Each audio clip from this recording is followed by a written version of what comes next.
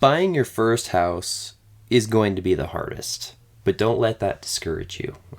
I'll tell you why. I'm Kyle with the Moxie Real Estate team here in Colorado. If you'd like to get in touch, give me a call using the link down below. So let's talk about why buying your first home will be the hardest. I think just based off the numbers, it's actually pretty easy to see why that might be. There are quite a few reasons for that. So I'm gonna walk you through chronologically what that looks like through the process and why each step that I go through is going to be more difficult than, say, if you're buying a second home or an investment property or anything like that. So let's get right into it. First and foremost, you have the initial intrigue or your interest. You're a younger guy, you're a younger gal, you're going through life and you start to think, I would like to buy a house. I'm an adult now, I've been at my job for a while, and I think I'm ready. And that's when the depression sets in of your age, and you maybe have not accomplished as much as you would have liked to, but that's okay. Reality sets in at some point or another, and it's always a little bit harsh. So you come to that point, and then you go about pursuing more information. So you make one too many searches, and you submit one little inquiry about finding out more information on realtor.com. Next thing you know, you have 1,000 real estate agents in your local area who want to reach out to you, and they will tell you why, and they will leave voicemails. That is actually my job. That is exactly what I do. So after pursuing a little bit more information, you're deciding on next steps. So maybe you lock down something with one of those agents. They finally wore you away. You're grabbing coffee next week and oh my gosh, what am I doing? But the other big thing is it's not like renting anymore. You can't just skip out on your lease whenever you want to and just keep the security deposit. This is a little bit bigger than that. You go and you have to pick a location.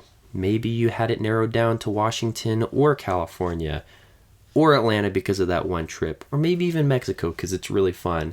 But this time you actually have to pick a place and stay there for a good amount of time for it to make sense. So you do that. You have your agent, you have your location, and your type of house. You may not be your younger 20s chipper self anymore, but you still like to have a good time. So maybe a single family house if I can afford it, maybe a townhouse if my neighbors are chill like that, but who knows? You have to decide on a type of house. Your real estate agent will hound you for that.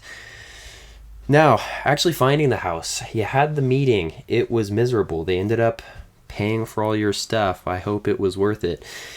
And finding a house you can afford, that's a good one. Inflation is at record highs. Home prices are at record highs. Avocado toast is not what it used to be anymore. And coffee, we used to joke that everybody would spend $5 a day on coffee. Now I wish coffee was $5.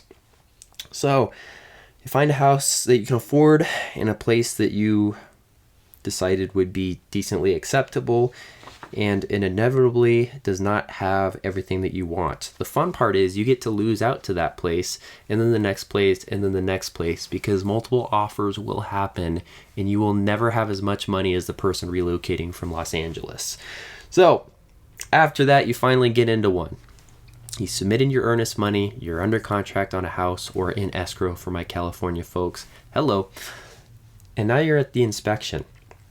Unfortunately, your dad is not quite the contract you thought they were, and they actually don't know as much as they think they do. So the inspection, something comes up. It always does. Are you going to take the money or are you going to go?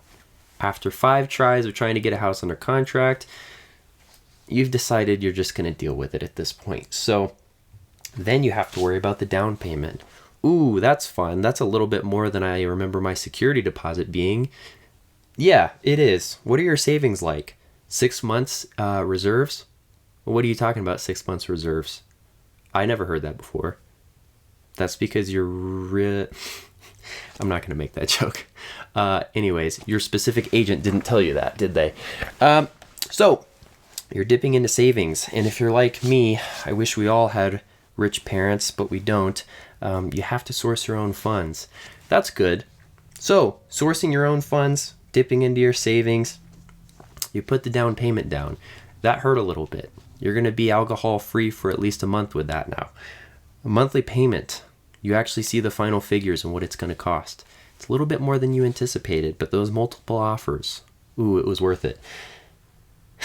You finally get in, and congratulations. You get a crisp high five, you get a nice cutting board with your real estate agent's logo on there, and you're a lucky boy or girl.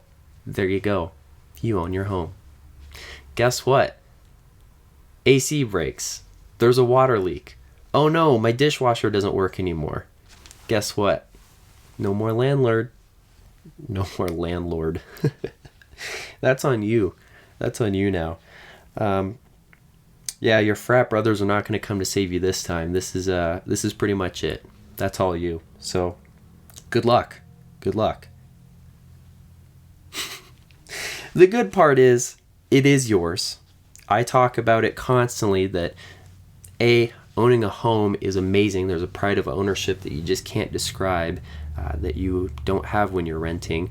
B, you are statistically significantly wealthier than your renting counterpart.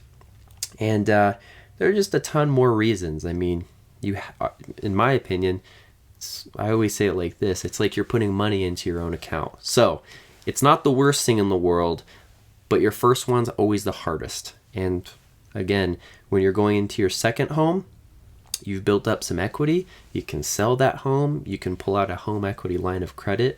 There are a lot more options. So as cynical as I may have been, or as much as I may joke, it's really not that bad. In fact, I'm under contract for a place for myself these days.